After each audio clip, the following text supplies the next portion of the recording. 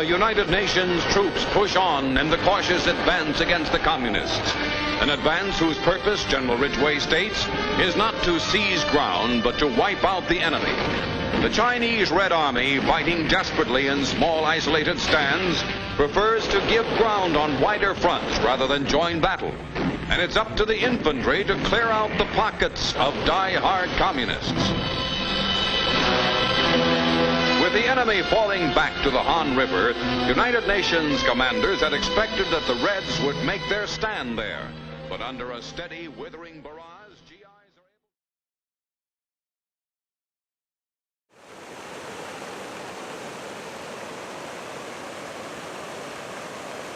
able... Every war leaves its mark. Every period of history deserves mention of some armed conflict or other. Yet visit a library near you and look up the words "Forgotten War" in the online catalog. It is astounding to see just how many conflicts throughout history have been described as such. Books with the term "Forgotten War" included in the title have been written about all sorts of wars, from international conflicts and humanitarian crises to some of the key military events in early American history. Even World War I, unquestionably one of the most gruesome and consequential wars in history, and one whose memory is certainly kept alive through various museums and monuments all throughout Europe, may not be faring so well on this side of the Atlantic.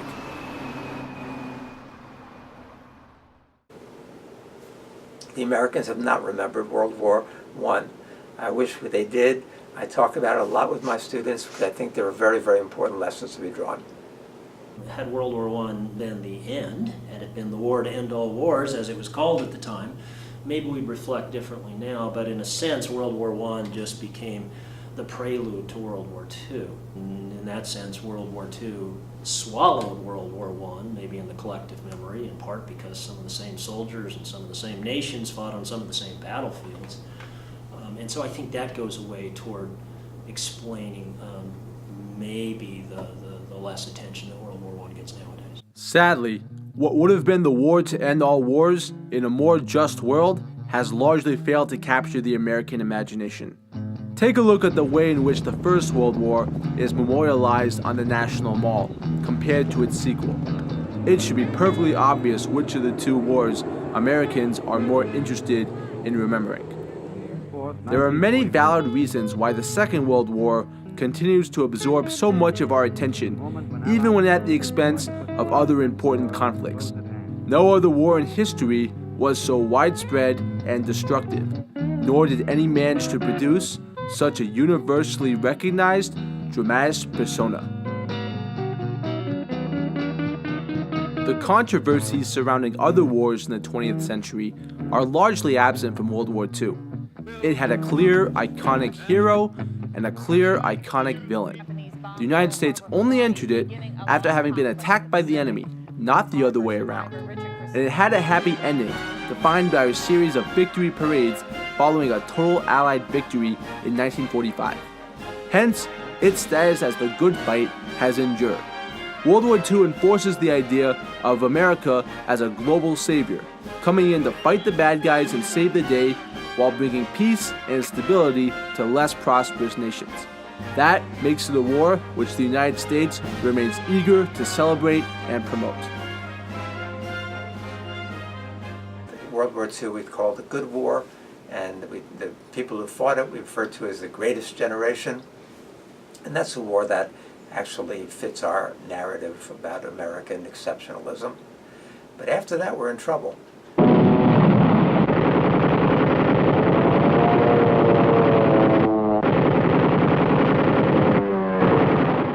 Hopes for a bit of peace, following years of intense bloodshed worldwide, were dashed when thousands of troops were rushed out to a faraway land known as Korea after the North invaded the South on June 25, 1950. The map of Korea at the time made it clear that the region had become a microcosm of the Cold War landscape. America had to prove it had the upper hand in this emerging conflict, while the United Nations, largely an American-backed initiative, had to demonstrate its value as a peacekeeping force, which its predecessor, the League of Nations, had failed to do. Hence, a great number of United Nations forces, about 90% of which were American, became engaged in what became a 3-year operation. Fierce combat ensued as the two sides pummeled each other back and forth across the peninsula. All those who survived the fighting would forever be shaken by what they had seen and experienced there. And giving close and welcome support to the surface forces in the attack are the ever-present air. During the time that I was in Korea, I experienced a number of difficult circumstances, including engaging in the Battle of Pork Chop Hill, where we lost a lot of people, as we did on Jane Russell Hill. I think a lot about the people that we lost during the war, and probably not a day that goes by that I don't think about some of my buddies that I left there. The nightmare would endure for the American troops, particularly once the Chinese Red Army made an unexpected entrance into North Korea and joined the fight. While the bombing campaign against Japan in World War II had been hellish, in this war, the United States bombed Korea 4 times as badly, flattening most major cities in both the North and the South. To no avail, however. After realizing that the fight was going nowhere, both sides agreed to a ceasefire on July 27, 1953. Only a ceasefire, though, not a full-out peace treaty, meaning that the two countries technically remained at war and that the U.S. would not dictate terms of surrender as it had grown accustomed to doing. The nature of this denouement, as well as how the conflict had played out for the Americans, made the kissing and euphoria of VE Day seem a million miles away. The Korean War is an ugly, drawn-out affair, fought in a place where American policymakers said we didn't have any interest, where the American military thought we didn't have any real interest, and it was a bloodbath. For the United States to actually have a stalemate with a peasant army, despite our atomic bombs and our overwhelming power, that was a real setback for the United States and its pretensions about being the most powerful force on the earth. And so the Korean War we forget because it's not a war that we're proud of. It always takes time to properly evaluate the impact and legacy of wars. Yet after a generation had passed, the scholarship was in, and the verdict was unkind. The Korean War had become America's forgotten war. In sharp contrast to World War II, this was a war without any iconic hero or villain, in which the United States had not been attacked first, and which had ended with a tense and messy armistice in lieu of any victory parade. The enduring images this war produced were not of American soldiers rushing onto the Normandy beaches and wiping out the Nazis, but rushing away from scattered, ill-equipped Chinese troops and perishing in the cold of Korea. For these reasons, America seemed as keen to forget the Korean War as it was to remember and celebrate the Second World War. Granted, many of those unfavorable qualities also applied to the Vietnam War, a conflict which bears many alarming parallels to the Korean War. In fact, Vietnam was in many ways a more devastating and total loss than Korea had been. Yet because Vietnam dwarfed Korea in scale, duration, and media coverage, and also produced far greater nationwide backlash and domestic repercussions, Vietnam became a generation-defining conflict for the United States in a way that Korea never did. A primary reason why the latter is considered forgotten in America is because it was sandwiched between two other wars that developed into all-conquering cultural obsessions. At first glance, this 3-year conflict may appear to be of secondary importance in the grand scheme of the Cold War and the 20th century's military timeline. Vietnam had this impact that was beyond foreign policy, that was beyond geopolitics. It seemed to redefine American society, U.S. society. Korea was just something that had happened beforehand, seemed to, at least in my imagination growing up, have a localized impact. It left a divide in Korea, and that was really about it. It is easy to think of the many ways in which the Korean War's cultural impact is limited. Try thinking of famous images from World War II and the Vietnam War. It's something of a no-brainer, isn't it? Try doing the same with the Korean War, and you're likely to come up empty. Nothing to be ashamed about there. The Korean War simply failed to produce any signature, iconic imagery. Even this Pulitzer Prize-winning photograph from 1951 by Max Desfer is far from world famous. As for movies about the conflict, well, at least they'll always be MASH. But compared to the unbelievable wealth of films, not to mention novels and plays that have come from its 20th century counterparts, it is easy to recognize the extent to which the Korean War lags in terms of cultural focus. However, we are doing our obsession with World War II and Vietnam a disservice by failing to remember the Korean War, given its status as a key product of one of these wars and a key catalyst of the other. To do justice to our undying fascination with World War II, we must fully appreciate its global impact. Humankind's fiercest ever combat left 70 million dead and 2 superpowers standing, both of whom came to first mistrust and then despise one another. The Korean War is among the first and one of the most devastating consequences of this ideological rivalry forged by the Second World War.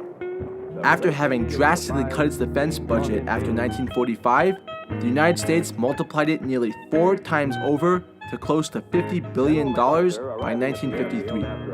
While war-weary America had been on the path of disarmament and demobilization after the Second World War, the Korean War played a significant role in setting the country in a different direction. Heightened military strength, wariness of global communism, and commitment to defending faraway regions, particularly in East Asia, from neighboring attacks. When we allow the memory of the Korean War to slip away through our fingers, we allow all these important clues about the origins of the Vietnam War to slip away as well. Korea it's directly relevant to understanding the Vietnam War. Wholly apart from the idea of fighting communism and the domino theory, etc. How we fought the Vietnam War was guided in large measure by what we thought we did right and wrong in Korea. We went in Korea from a defense of the South to an invasion of the North. And in Vietnam, no one seriously considered taking the United States military troops across the dividing line into North Vietnam because of the lessons of Korea. When that happened, the Chinese intervened. We're not going to make that same mistake again. There was talk in the Korean War of possibly using our nuclear arsenal against the Chinese. By the time we get to Vietnam, there's no serious talk of using our nuclear arsenal. There's no serious talk of bombing some Chinese and Soviet cities for their support of the North Vietnamese. So we have learned, in a way, from Korea, in very important ways that affects our overall strategy in Vietnam. The impact of the Korean War extends well beyond the Vietnam era. South Korea remains a drastic contrast to the North in such significant ways: human rights, democracy, interaction with the outside world, friendship with the United States, and so on, for reasons which stem directly from the outcome of that war. Meanwhile, since 1953, North Korea has descended into a frightening state of isolationism, totalitarianism, and militarization, all fueled by a poisonous loathing of the United States.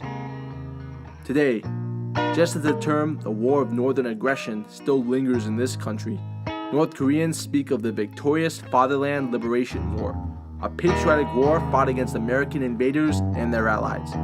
America's relentless bombing, 635,000 tons of it in all, and repeated threats to use atomic weapons against Korea in the early 1950s are kept fresh in the minds of today's citizens.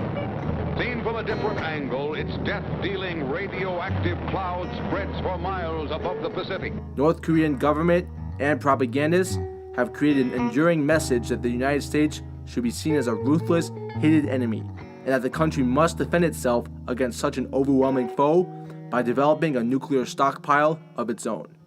North Korea's actions endanger the people of Northeast Asia. They are a blatant violation of international law, and they contradict North Korea's own prior commitments. As has been demonstrated repeatedly this past year, the threat of a nuclear North Korea is still very serious.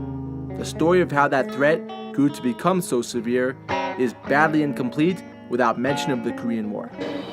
The reviving of the historical memory, moving Korea from the forgotten war to one that seems pertinent, is contemporary issues demand that we look at it more seriously. Simply put, we owe it to ourselves to remember the Korean War, so as to better understand the many ways it has and continues to influence the course of modern history. The millions of soldiers who served in that war, including over 2 million living American veterans, are certainly worthy of remembrance, as are the American statesmen who, as Henry Kissinger wisely described, took a historic gamble by committing troops to a faraway land which only a few months before they had declared to be irrelevant to American security. Moreover, forgetting the Korean War sets a dangerous precedent. If we rush to forget wars because we are not proud of them, we did not clearly win them, and because they dragged on for far too long at the needless cost of many American lives, what will our attitudes eventually be towards more recent conflicts like Iraq and Afghanistan? Iraq, we're not going to want to remember. Afghanistan, we're not going to want to remember. These are wars that have gone on for 16 years and 14 years, and we still haven't ended them, and we still are losing territory. So these are not wars. We haven't fought wars that we're proud of. Here in Washington, D.C., the most symbolic gesture to preserve the nation's military past comes in the form of the numerous memorials dotted along the National Mall. Among the most moving of these is the Vietnam Veterans Memorial in the Constitution Gardens. This memorial consists of 2 enormous walls, as well as 2 statues added in later years, which make the connection to the Vietnam era more visually explicit. It is a project that has been well received, judging by the millions of visitors it attracts each year and the great crowds of veterans that attended its 35th anniversary in 2017. Although critics have recognized the limitations of honoring solely the American losses in Vietnam. So the Vietnam Memorial Monument, the 2 walls now, with 58,000 plus names, are 492 feet long. If you included the names of the 3.8 million Vietnamese, over 1 million Cambodians and Laotians, the Brits, the Aussies, the Thais, everybody else who died in that war, it would actually be more than 8 miles long. And that would be a fitting monument to the Vietnam War. But it's not a fitting monument, and Americans have forgotten it, especially the younger generation. Across the reflecting pool lies Vietnam's counterpart, the Korean War Veterans Memorial. Here stand 19 statues of American soldiers, 38 if you count their reflections in the nearby mural wall, a reference to the 38th parallel that divided North and South Korea at the outbreak of the war. Constructed in 1995, the memorial was designed to underscore the heavy tolls the war had taken, as well as to bring to life the horrific conditions soldiers had endured, especially during the cruel Korean winters when temperatures often dropped to negative 30 degrees. Many veterans, as well as their descendants, view these efforts as a success. Well, it's great. As you can see, people come back and put wreaths and flowers and flags, so they're remembering their forgotten warriors, whether or not they died in the conflict or have died since. It's great that it's located, I think, near the Lincoln Memorial, so it brings more people to it, so it brings more attention to the Korean War, I think. Hopefully more people will remember it in their history, remember those who have fought and died, as it says, freedom's not free, which it's not, which we see all the time around the world. Every time I go to the monument for some of the services that we conduct there, I always have the feeling that this is the way we looked, this is the way we behaved during those times. So it's a very fitting monument. Memorials cannot do the whole job by themselves, though. It largely comes down to the way history is taught in schools and which conflicts are granted enough attention in the classroom. In these regards, as others, the Korean War seems to be lacking. Students currently taking world history as part of the International Baccalaureate program appear to have had little prior contact with the Korean War, aside from having visited the memorial on the National Mall and hearing from their grandfather about having served as an engineer. They agreed that its title of The Forgotten War was accurate. It really is the forgotten war, because nobody really ever talks about it. Vietnam, everyone talks about. All the movies are about Vietnam. No movies are about Korea. And yeah. All I knew was there were cool fighter jets, and at some point the Chinese sent a whole slew of men to just do a good old pick and charge type thing. I never really knew what was happening, the context of that, what the Korean War was. I guess that's why it's called the Forgotten War. However, in teaching a unit on the Cold War, their history teacher had devoted a greater than traditional focus to the Korean War. This approach had apparently succeeded in revealing the historical and contemporary significance of that conflict. I would often think that it's more important than the Vietnam War in the sense that it marks the beginning of an era of U.S. foreign policy and sort of a shift in how Western Europe and the United States sort of combats extremist ideals. People are asking why, we're having this tension with North Korea and the nuclear weapons, and why the U.S. should be scared, and that goes directly back to the Korean War. If only the average high school student could speak to the importance of the Korean War with such assurance, its legacy would no longer be considered threatened. Unfortunately, that seems quite unlikely in a country where fewer than 20% of high school students are deemed to be proficient in history, according to the National Assessment of Educational Progress. And equally few students seem to be particularly enthusiastic about having to attend history class. Whether we do not have the strength to confront uglier periods of our past, whether we get distracted by more prominent and triumphant conflicts, or whether we simply do not put enough effort into teaching and studying history at all, there are many factors which allow us to continue regarding countless wars as forgotten. The downsides to this trend are real and alarming, as many scholars of history can acknowledge.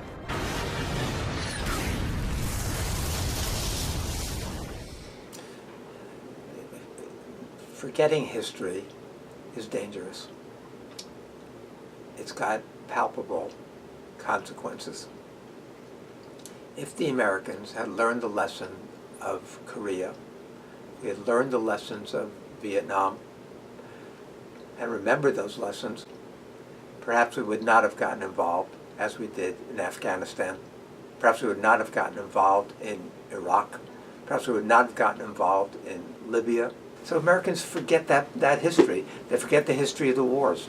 They forget the history of our military involvements. And when you forget those, then you got these young kids who never learn it, who are super patriots, think they're defending the country, and are happy to march off to wars in distant lands that they don't understand, with countries that have got complex histories, cultures that they've got no understanding of, and we get involved and we repeat that mistake over and over and over again. Every time we don't dig back into the history to understand some of the origins of these issues, we lose something, and we lose the ability to really understand it critically, whether it's division in Korea or the border with the US and Mexico, two areas that we've allowed to be forgotten, and maybe two areas that we have some historical blind spots that impact our thinking today. What can be done about it? I think that begins in schools, but it also is part of our civic dialogue, and it takes Americans to be concerned about their country, and not just daily political battles, but to learn about the past as a way of sort of bringing more depth and breadth to ongoing current political disputes. So, what can be done to reverse this discouraging trend? Should history teachers make a collective effort to focus on all wars, not just the most obvious ones, in their classrooms? As North Korea continues to test its nuclear weapons, should the media more explicitly highlight the historical origins of such a dangerous regime to the general public? Can the present be used to illuminate the past and validate the study of it? What solutions might work remains to be seen. But from honoring those who risked their lives half a world away, to limiting the gaps in our modern historical timeline, there are so many reasons why the effort to keep military history from fading in our cultural and academic memory is worthwhile. The Korean War must not remain the forgotten war, nor should any conflict be put in its place. Every war, every piece of the great puzzle that is history, deserves to be remembered and understood to the best of our ability.